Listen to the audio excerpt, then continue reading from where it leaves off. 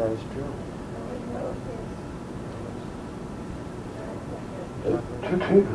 God bless you, Dr. Joe. Welcome to your class studies this evening, and sit back in your chair, my student. Thank you, Doctor. Receive the Spirit of the Almighty God, for it is God's work that you're going to carry to humanity. Yes. You're going to stand not only on pulpits, but you're going to walk among the needy, and you're going to give them a form of salvation that is true in concept and deliverance. Would you understand? Yes. Our religion is not one of speech alone. It is one of action. That is true. It is one of duty, and it is one that is applicable, meaning that they can practice it in their every day of life. Yes. We will take upon the beginning of study tonight, my son. Wonderful. We will begin to assign you roles of which we want you to learn about. Wonderful. And I ask you to read over. I'm sure that if you do not have it, that the master teacher, Mr. Tingley, will have material to give to you concerning the Sermon on the Mount. Wonderful.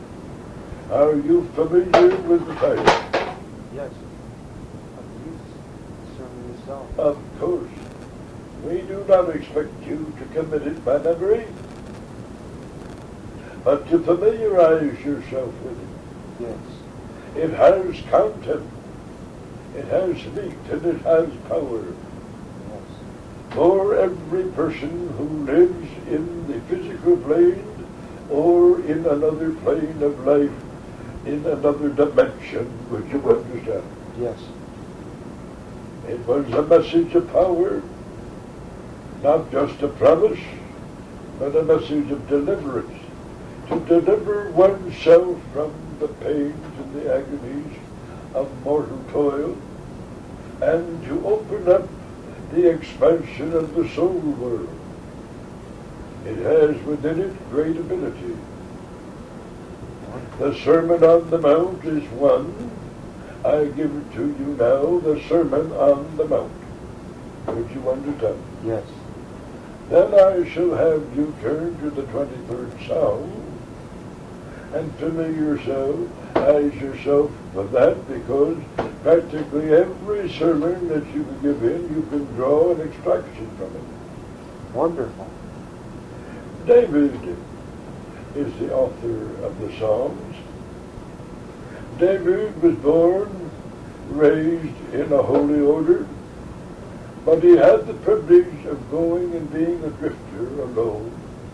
And the oldest occupation in the world, of course you know what that was. No, it was the shepherd. Oh, the shepherd himself, yes. That is the shepherd. But my son, you will find that as the shepherd boy, he retrieved and went alone into the grasslands. Would you understand? Yes. And there all alone, he learned to meditate and to tune in with the greatest voice of spirit voices. There are secrets and key passages that you will discover, and I will guide you Wonderful. to them. Wonderful. So I've given you, first of all, for a future lesson, the Sermon on the Mount. Is that correct? Yes. Say it out loud. The Sermon on the Mount. And now I've given you, 23rd Psalm in the book of David. yes, in the book of Psalms, Book of Psalms. written by David, Yes. his experiences with the silence. Do you understand what I mean? Yes. By his experience with the silence, Meditation. when he was alone. No human person to disturb him. Yes. Nobody to annoy him. He was alone as far as physical inhibitions were concerned. Yes. And he enjoyed contact with the angel world. He opened up his senses of spirituality. He took advantage of them. And he heard the voices, and they directed him into them. There were deep states of melancholiness when he became very melancholy. There were states of depression. You will learn from his experience how to overcome them better.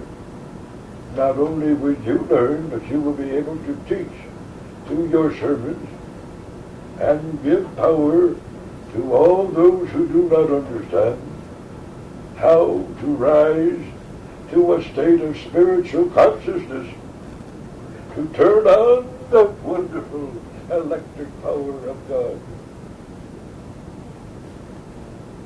No, never alone.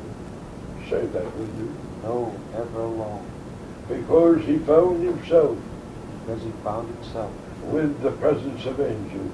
with the presence of angels. His spirit guides His spirit guides and his God. and his God. And he tuned in And he tuned in with the infinite world of spirit.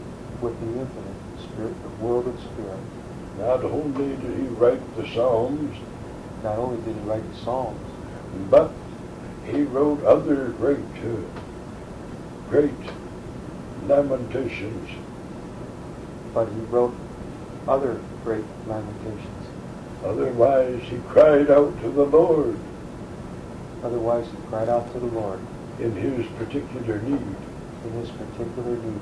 And the Lord supplied him And the Lord supplied him with the presence of greater angels, with the presence of greater angels, supplied him with strength, supplied him with strength, provided him and provided him with all the sustenance with all the sustenance that he would need that he would need to live by to live by and to go by.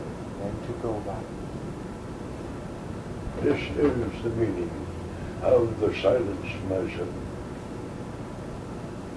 More wonders are born out of the silence than there are born in the likeness of light.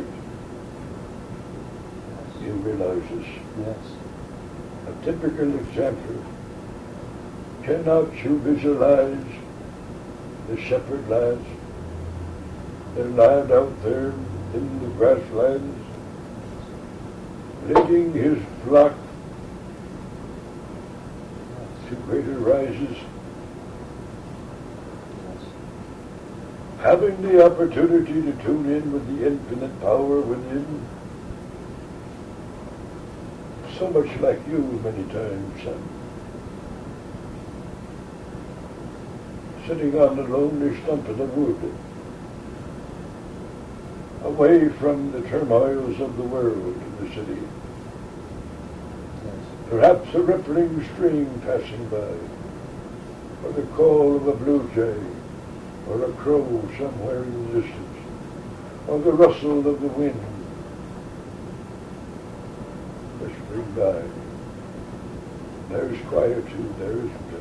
Yes. So I teach you that out of the morn of silence comes all of these so-called magical powers of God. There's no magic in God, there's reality. Yes. But we only use them to emphasize the power of the silence. Do you understand me? Yes. Can you feel this metaphysical power as I teach you tonight? Yes, I can. Right?